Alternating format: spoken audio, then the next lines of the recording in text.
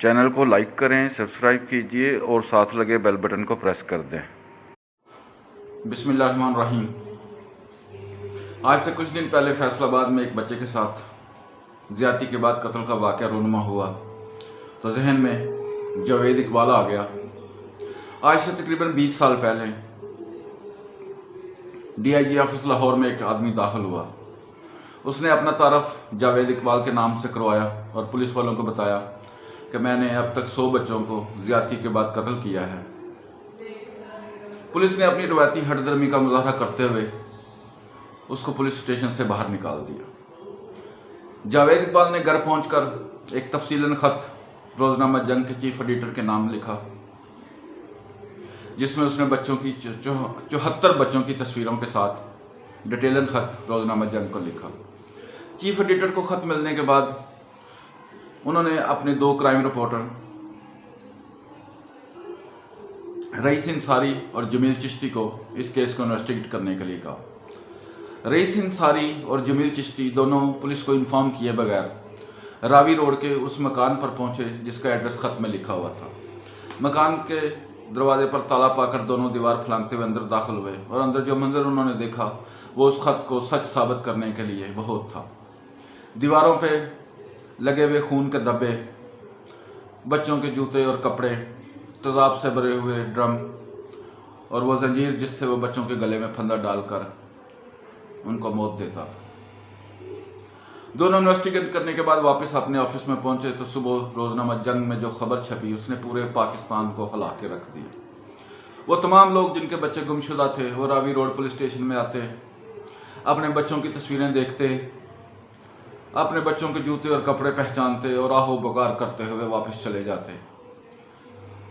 जब मीडिया और आवाम का प्रेशर बढ़ा तो पुलिस और हुकूमत हरकत में आई और जावेद इकबाल को गिरफ्तार करने के लिए मुख्तलिफ जगहों पर छापे मारने शुरू कर दिए।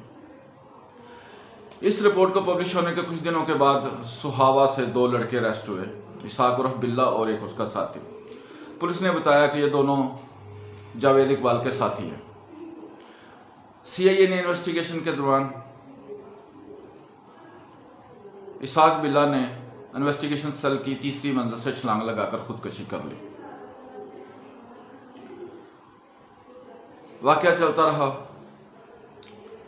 कुछ दिनों के बाद रोजनामा जंग रईस इंसारी अपने ऑफिस में बैठे हुए थे कि रोजनामा जंग की रिसेप्शनिस्ट ने रईस इंसारी को फोन किया कि कोई जावेद इकबाल नाम का शख्स आपसे मिलना चाहता है।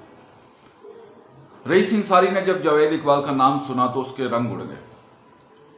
वो अपने सारे काम छोड़ता हुआ दीवार सीढ़ियां फलांगता हुआ रिसेप्शन पर पहुंचा और जावेद इकबाल को लेके अपने ऑफिस में गया।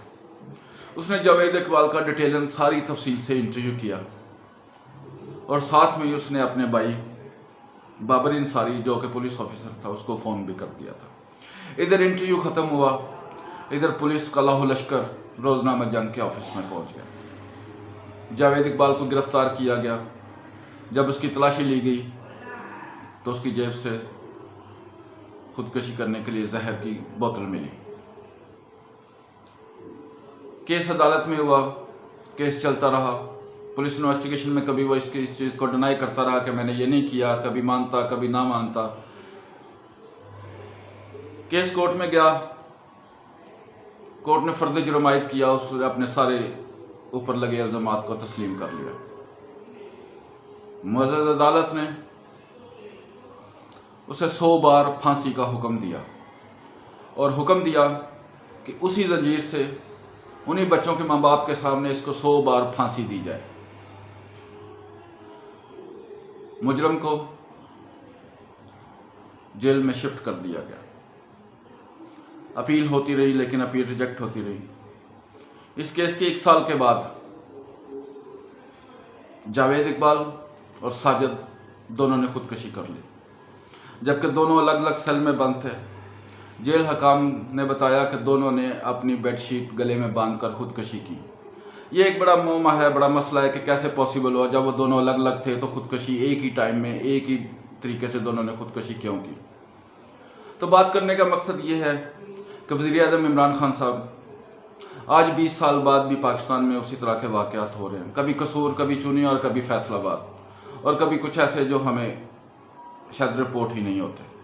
तो खुदारा इस चीज़ को सीरियस ले, औरतों और बच्चों के साथ ज़्यादती करने वालों को सरेआम फांसी पर लटकाएं।